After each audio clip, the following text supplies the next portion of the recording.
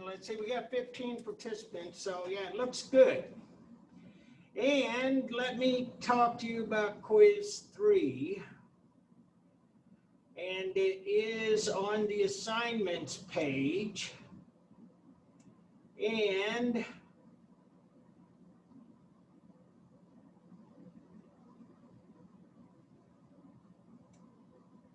I have,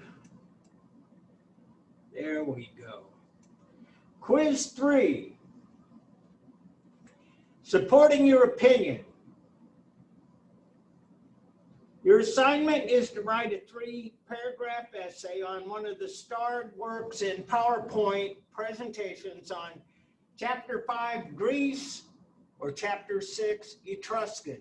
The choice is yours. You must choose a work from a starred slide. And I forgot to put a star on a very important work of art. And that is towards the end of the Chapter 5 PowerPoint, Hellenistic Greece. I have Laocoon and his sons, Laocoon. I forgot to put the star on it, but if you want to write about that, that's okay too. Count that as a starred work. And so, 3 paragraphs. First paragraph, just like the last time, identify the artwork that is the subject of the essay, include all relevant information, title, size, date, and place of creation, the museum it can be found.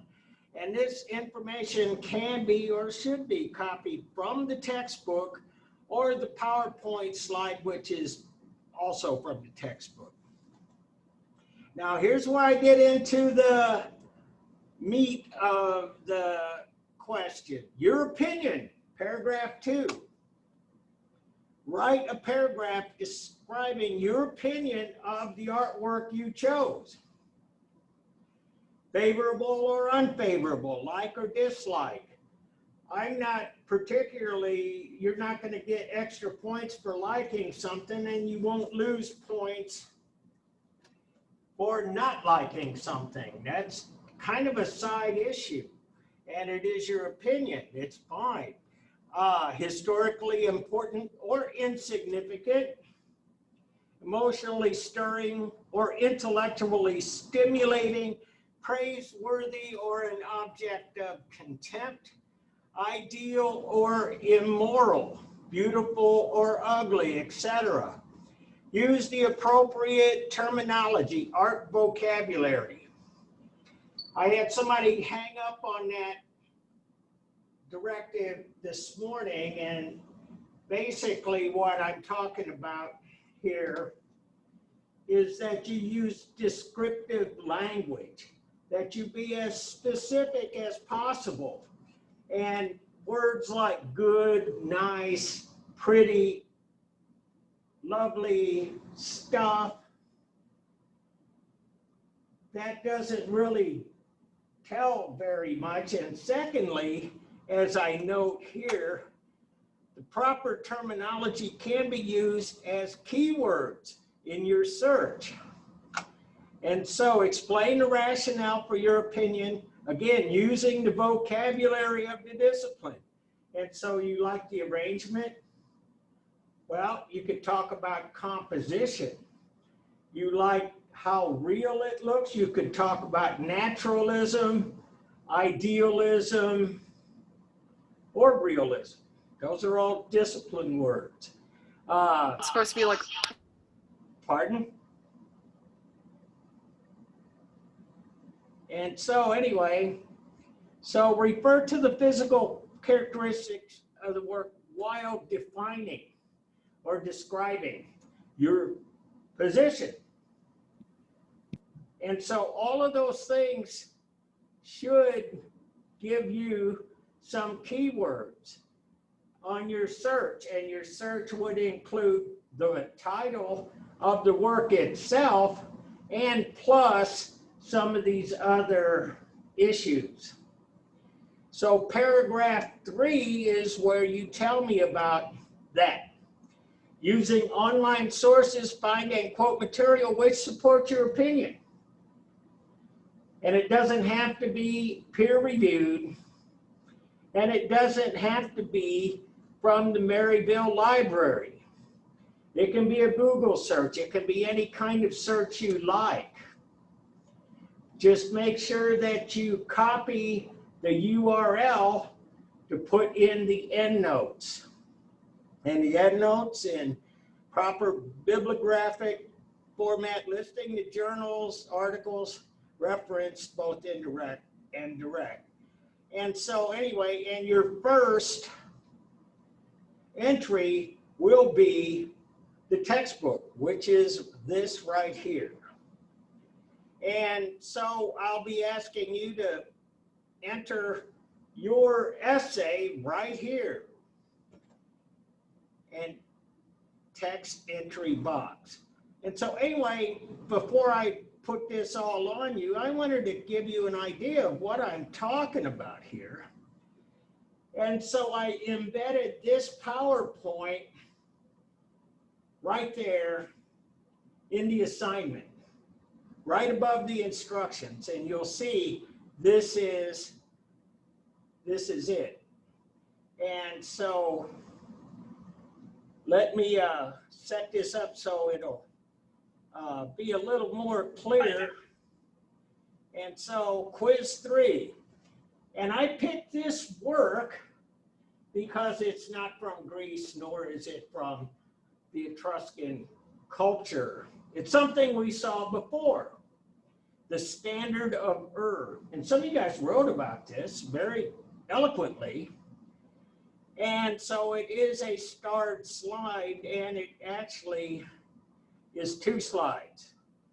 There's the war side and the peace side. And so that's what I'm writing about. And here is a screenshot of my first slide. It just says standard of Ur. And I circled this result, and I clicked on it, and this is what I got. Ancient History Encyclopedia, which has all kinds of wonderful descriptions about this work.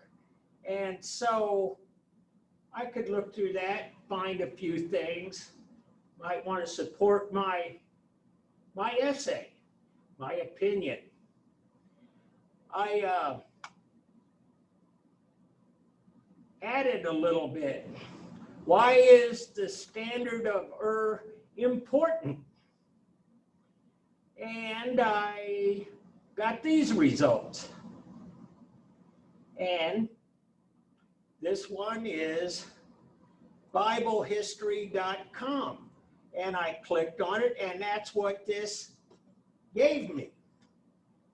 And if one of the reasons I wanted to write about it was that it was historically important, this would be a lot of good evidence that it is actually very important, and not just in the realm or the discipline of art history.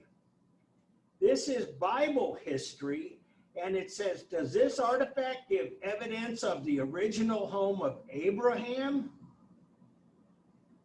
And it's like, scholars are connecting a lot of the things that we looked at as art, connecting them to the Bible. And so that's a way to go.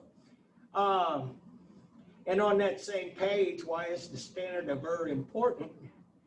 And this is a WordPress blog.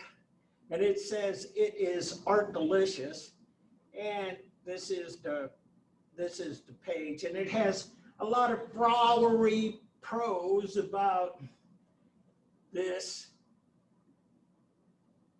standard of Ur. One of the things about it, and you'll find this a lot on this particular piece, is that we still don't know what it was used for.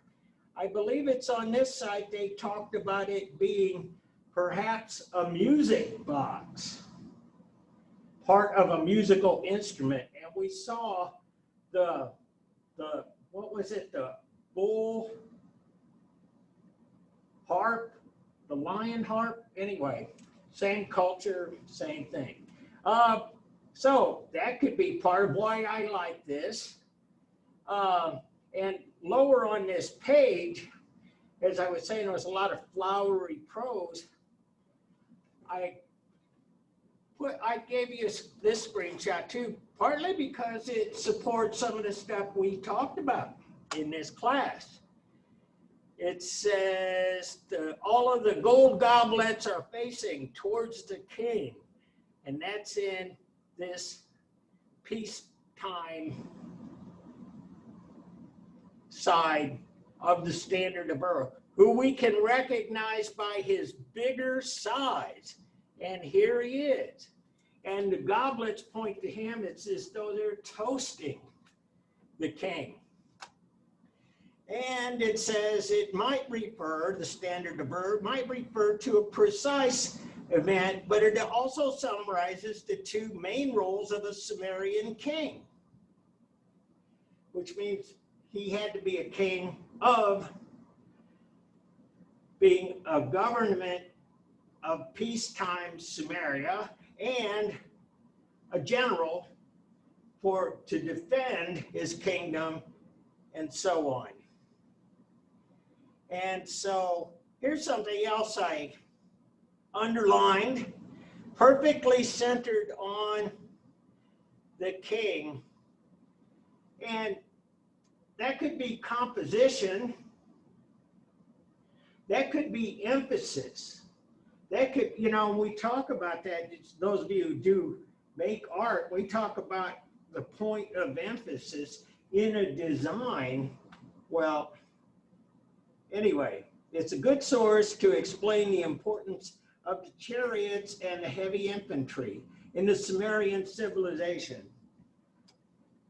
Now, you guys might not be that keen on military history, but I kind of like that stuff. I was in the United States Army for 4 years. I was in the 101st Airborne Division back in 1972. And so anyway, military history, that's me, that's my opinion, so on. And making a case for the beauty and the decorative quality of the Standard of Error. This is why is the Standard of Error important. This is actually another hit on that same site. And Spoonflower. And this is a textile online ordering. And so you can buy textiles for different kinds of things, for fabric, wallpaper, living and decor, etc., bedding. Anyway, they sell this fabric, which is designed with, it's adorned with the Standard of Error. And so this itself kind of points to the idea that it would be a good decorative motif. Those of you who are doing interior design and stuff like that, you might find that this is applicable.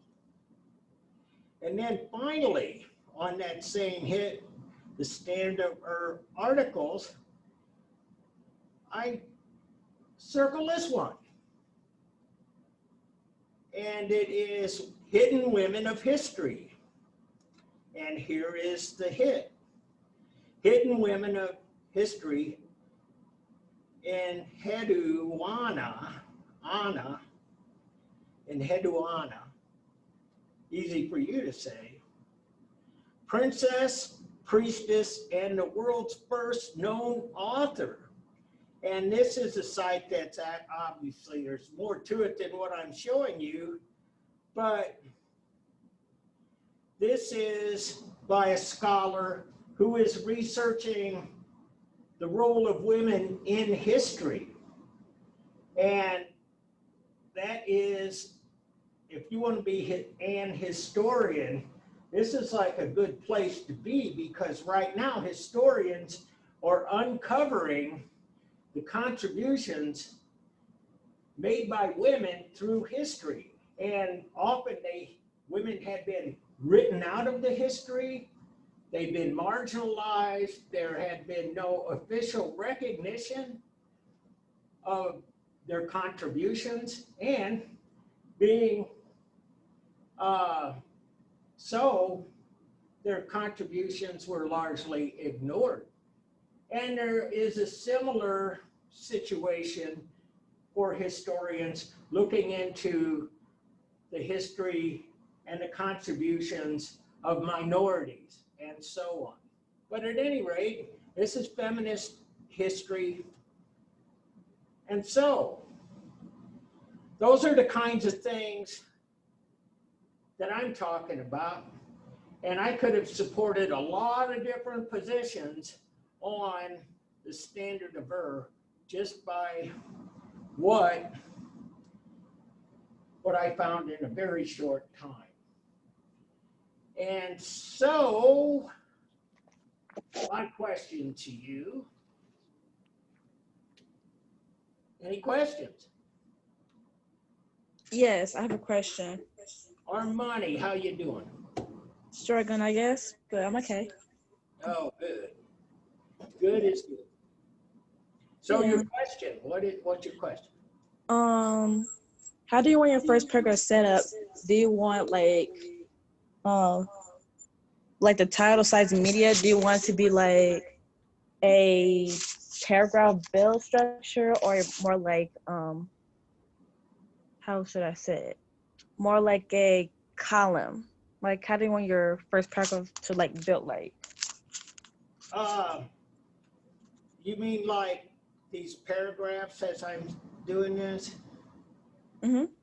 Yeah, just like it is here, where I have a paragraph and then a paragraph and then a paragraph spaced out. And when you do like paragraph 1, don't just list the information. Give me a little bit more language in there and make it read like a narrative rather than just a list. And I think that's what you're asking me. Is that correct?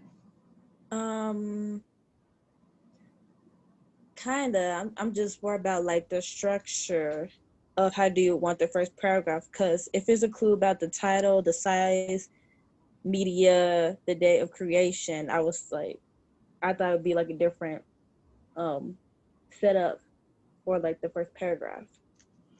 Yeah, well, all you got to do is that what I chose to write about is, and then list all the rest of that stuff. I think you'd be good.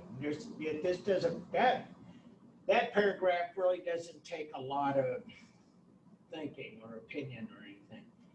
Just be clear about what you're writing about and where I can find it. Okay, cool. Thanks. You're welcome. So I'll show you some more here. And it's available from now until tomorrow at 11:59. So I want you to work on it now, because right now I'm on the other end of this Zoom meeting, and I can answer questions if you have them. But you don't need to get it finished. I just, tomorrow night at midnight, I expect them all to be in. If I'm still awake, I'll start grading them, or I'll grade them as soon as I get up in the morning.